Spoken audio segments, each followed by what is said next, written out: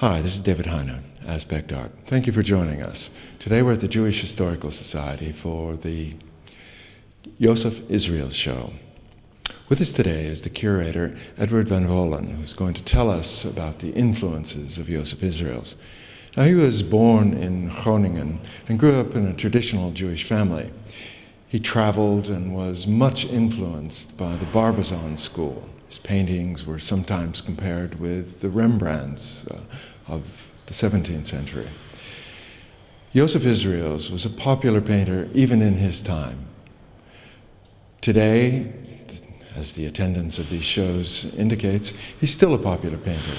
So join us now for Jozef Israëls at the Jewish Historical Museum. Jozef Israëls came originally from Groningen. Was there a large Jewish population there, and did he grow up in a kind of a traditional Jewish background? Jozef Israëls was born in Groningen in 1824, and he grew up in quite a thriving Jewish community. At that time, about 700 or 800 families were member there. There was a synagogue, there was a rabbi, and there were teachers. And Jozef Israëls got a traditional Jewish upbringing. His parents lived at home according to the Jewish dietary laws. They went to synagogue. His father laid phylacteries in the morning. So it was quite traditional. And Jozef Israëls became bar mitzvah. So that's at the age of 13. For the first time he was called up in the synagogue. And he learned this Hebrew portion of the Bible so well that he could recite it later in his life. Now, was it oh no, you want to be a painter kind of thing? Or did they accept him as a painter, and did he have this desire from an early age? It was quite to the contrary. The reaction was not, oh no, do you want to become a painter? The reaction was, oh no, do you want to become a rabbi? Because he was so good in his Hebrew and his Jewish knowledge, and he was so enthusiastic about it, that indeed there was a chance that he would have become a rabbi. But his talents for painting and for the arts was already so developed at early age, in his teens, that indeed he decided to become a painter, and his parents stimulated him. It was no problem at home.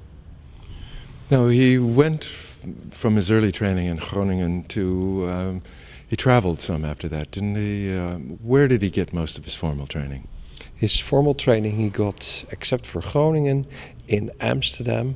And as a student he went to Paris, and there he was exposed to the arts, to new movements in French art, the new interest in the scenes from peasants, which really impressed him very much, his history painting, which he saw in France and in Amsterdam as well. And he became established at a young age in Amsterdam as a painter. He had to struggle hard in the beginning, but his successes came in his early 30s. Now, much of his painting is formed by a kind of appreciation of the peasantry, maybe from exposure, as you say, to Méliès or the Barbizon school of paintings. Did this formulate some of his early painting influences? Yes, it does indeed. His interest in the life of peasants and his interest in fishermen's scenes. He was one of the earliest to express that in his paintings. And in his formative years and long after, he was very involved in those themes indeed. Now, eventually he came to move to The Hague, I believe. What there was his calling, if you will, in painting, and what was his influences in The Hague? In the 1870s, the early 1870s, he went to The Hague. At that time, a more exciting place for painters to go to, and the attraction of The Hague was that he was near the coast and could observe the fishers there. And that was the reason for moving to The Hague. Now, in The Hague, there was a particular school of painting called the Hague School, with Mesdag and Maris. And Was he a member of this? He was a member of that. He knew his colleagues very well. Mesdag he knew already from Groningen. And he was very respected within that school. Was one of the most successful painters in that school, together with Mesdag and Maris. And later on, in the 90s, his paintings were among the best sold and the highest prized paintings of the school. It's very interesting to observe that Jozef Israëls became recognized already quite early, in the 60s and in the 70s, not only in the Netherlands, but also abroad. So investors, people who were collecting art, and museums were buying his work already early on. So that makes the Jozef Israëls exhibition, both in The Hague, both the fact that he was collected by private collectors and by museums already quite early on made it very exciting to organize a Jozef Israëls exhibition, both in Groningen and in Amsterdam, because works had to be gathered from all over the world. I was surprised that they came from so many different collections, from the National Museum in London to Israel, many of them. Now, speaking of Israel, throughout his life he continued to paint Hebrew scenes, or scenes from the Bible, scenes that were from the Jewish community. Was this an ongoing thing that he painted throughout his life? On the contrary, the Jewish scenes were popped up rather late in his life, as if to say that once he had become a successful painter, he devoted some time to Jewish themes. They are rather limited in his total oeuvre.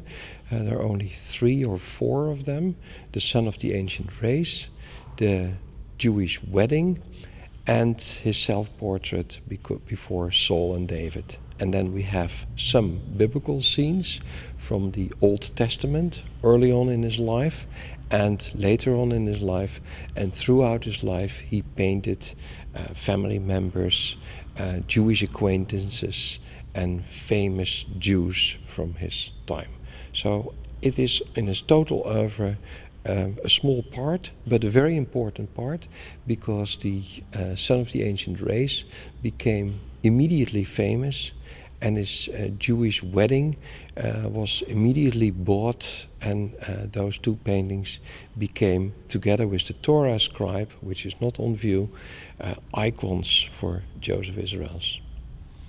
Now, Jozef Israëls was often compared with Rembrandt. Why was that? That has to do with his dark tones and with his subjects. The comparison was certainly one that Jozef Israëls himself liked and catered to also. His Jewish Wedding, his painting Jewish Wedding, is definitely in the same genre as the Rembrandt painting, with the same theme. And his Saul and David, his large painting, is also inspired by a theme by which Rembrandt had become famous. So he liked the comparison. He liked to be called the Rembrandt of the 19th century. Now, when I was in Groningen looking at the exhibition, I saw a number of paintings that reminded me also of Van Gogh, some of his aardappel eaters. Was there any contact between Israëls and Van Gogh? There was no direct contact between Jozef Israëls and Vincent van Gogh, but Jozef Israëls belonged to the painters who had made scenes of potato eaters first. And we know that Van Gogh himself was an admirer of Jozef Israëls precisely for that reason.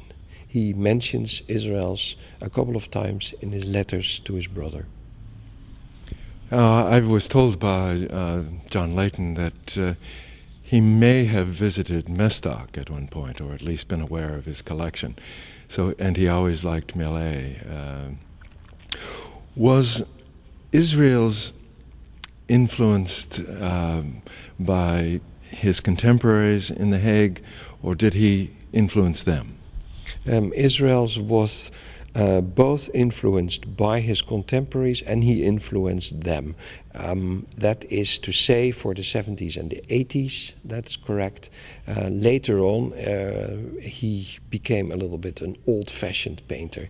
Jozef Israëls had, as art historians are sometimes saying, the disadvantage of becoming very old. So by the time he was in his late 70s and 80s, he was really old-fashioned. So then you had already Van Gogh and you had already pointillism and impressionism, and so many other movements were already around, even early abstraction.